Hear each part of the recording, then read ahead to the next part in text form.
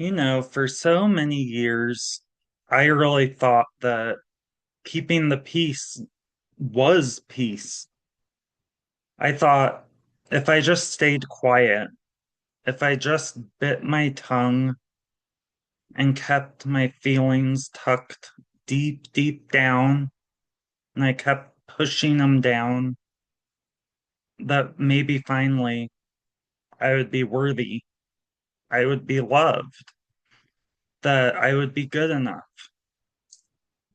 I thought that being compliant with what everyone else thought was right was somehow keeping me safe in some way.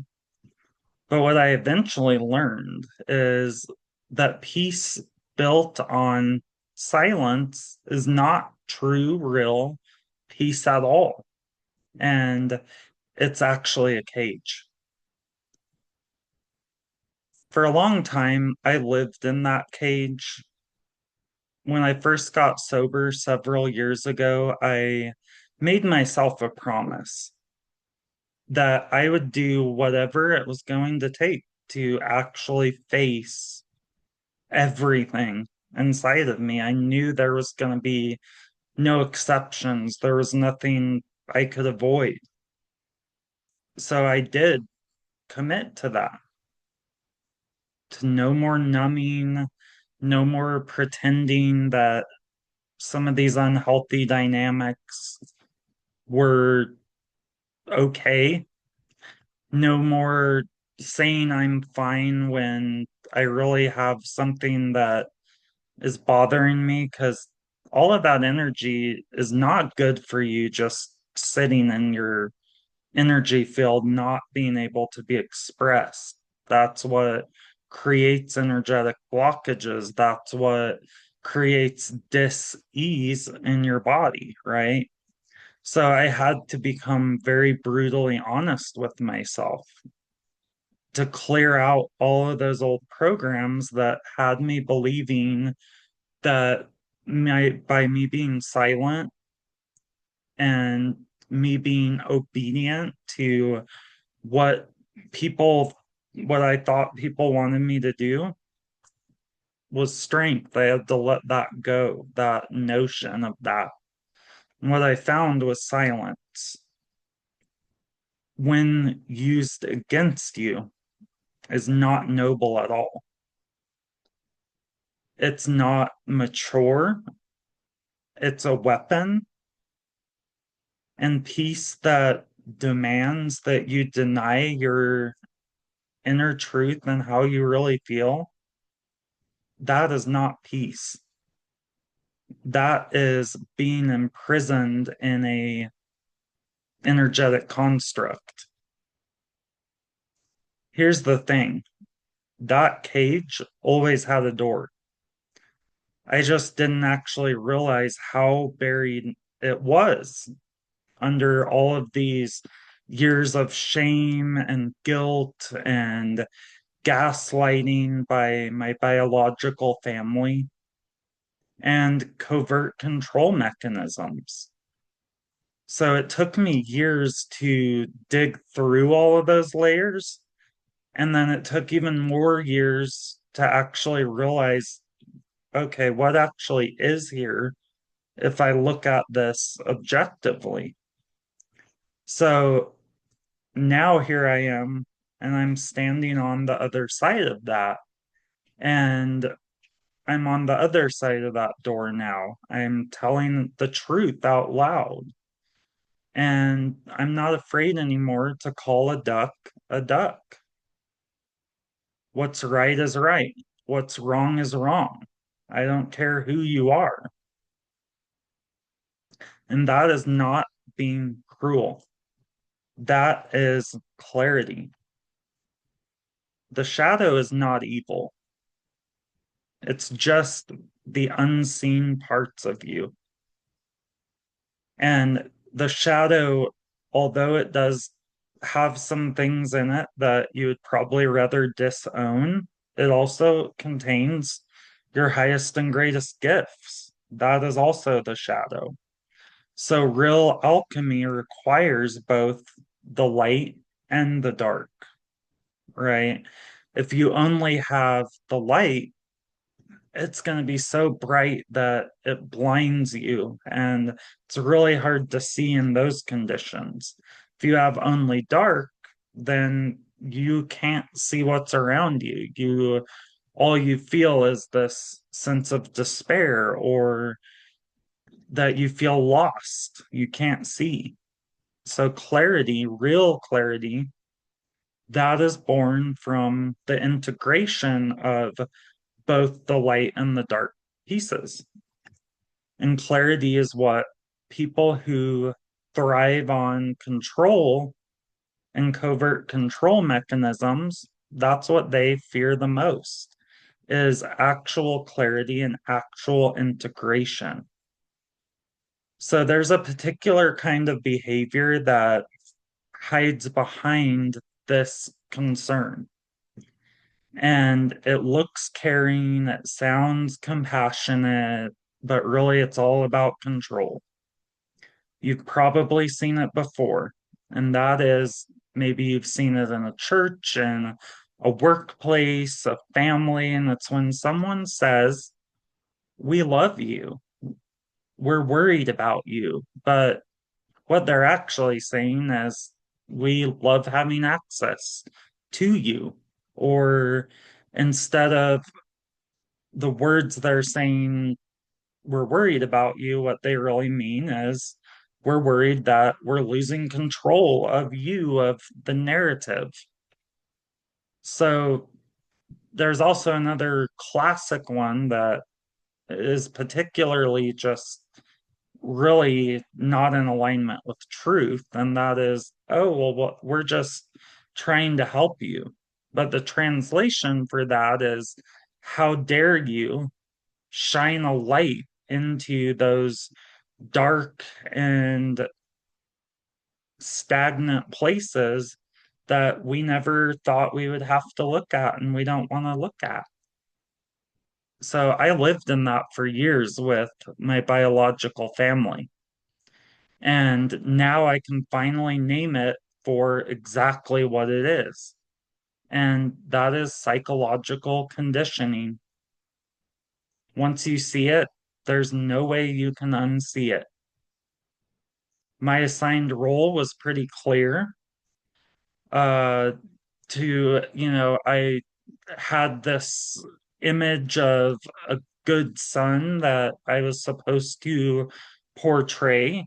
And that was, be quiet, make everyone look good. Don't you dare deviate from being a whatever in their mind they thought would be a good son. And because of so many different things, like I'm so different. My soul came into this body to do so many different things than what my biological family wanted me to do. It's like I'm a very, very deep soul. I am a recovering alcoholic. The list goes on. And I've always been on my own frequency. I became the scapegoat of the family. And the scapegoat of the family is the person that everyone blames for their problems. Like, "Oh, our family would be perfect if we didn't have this one here going against everything." But actually, they really love having the scapegoat because that's where they can project all of their shortcomings onto. And there comes a point where you're just done being that, and you can't be that one more day. And that's when things get really real. For years, I was performing for this approval that was never going to come. Like, let's be real. And when I finally stopped playing that role, all of their masks fell right off, and I could see everything. Suddenly, once I saw everything, then their narrative became oh, well, I'm unstable. They're saying, well, he's unstable. We're so worried about him. They're not. They know deep in their heart that's not true. They just don't want to actually feel what's really real and how they actually made people feel, right? So even my sobriety got twisted into a fucking weapon with them. But I see through all of that now, all of it. And that's alchemy. Seeing clearly, refusing to be hypnotized in a bad way by their narratives, saying that will never be me again. Absolutely not. That's why I do the work I do today with clients all over the world and in person here in Fort Collins. Hypnotherapy, intuitive healing, bioenergetic work, it all plays into deprogramming all of those old suggestions and lies that have been programmed in your nervous system by people that are not in alignment with where your soul actually wants to go. So you can actually experience your own mind for the first time, maybe ever. That's an exciting thing. I've lived this and I have guided so many others through this. This is not punishment, this is clarity. Every time I've walked away from dysfunction, my life has expanded tremendously in so many ways I could have never even foreseen. When I walked away from my biological mother's world several years ago, that was my experience. Everything upgraded. I started attracting so much better things into my life, relationships, life purpose, business, finances, everything. And now it's happening again in my own life experience with my biological father and his wife. This is another threshold, and it's another line in the sand moment where the energy is shifting. There is no going back. The lies are falling away, the lies are exposed. So I can finally feel this deep sense of relief and gratitude and just deep cellular gratitude for me being on this journey and loving myself enough to say yes to me and say yes to my family and those that I truly, truly love and that truly, truly love me. So those who refuse to be honest, who are incapable of actually loving me how I am, well, that's not a punishment for them. I'm not asking them to change. They can continue living in their own dream world. That's fine. They are just now vibrating out of resonance, and I'm not accepting anything less than resonance for my own life path. That's not cruelty. That's just physics. That's science. Two things don't vibrate the right way together. They're not a match. That's okay. Cause and effect. You can't live a lie and stay in that same timeline as someone living in truth. Those two things cannot coexist together. So if you're listening right now and something is inside of you stinging, or you're feeling some type of tension or heaviness or something like that, that's your shadow calling. And if you feel this wave of relief coming over you, like you're finally feeling heard and things are finally making sense. That's your soul, like breathing out, like, ah, that feels so good, right? Either way, it means that you are waking up, and this is not about positive thinking. This is about truth, about finally facing all of those patterns that have been running under the surface for so freaking long in the shadows. It's pulling your life up out of those shadows. So, this is about reclaiming your mind, your nervous system, your soul, and it's about building your own family that feels good to you from truth, not performative bullshit. So I can see clearly now, and I see through the masks and the manipulation and the guilt patterns, the fake concern, all of the guilt trips. I see through all of it. And now I see into my own power, and that's a really good feeling. I choose peace, not performance, not compliance. Peace. Always, all day, every day.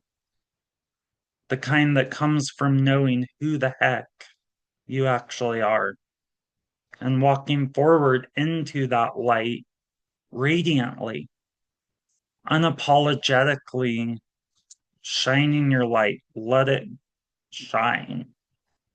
Those who can't walk in your truth, they're going to fall off of that path, and that's perfect. So I'm not looking back, and I'm walking forward in so much peace and gratitude. You deserve that as well. So I hope that helped today, and like the video if you want.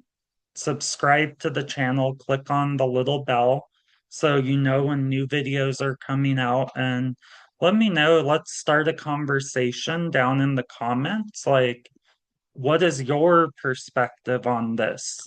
Has that been your experience? Have you been forced to look at truths in your own life? Let me know. We're all here as a community to support each other in our healing. So have a wonderful day. I'll see you in the next one. Bye bye.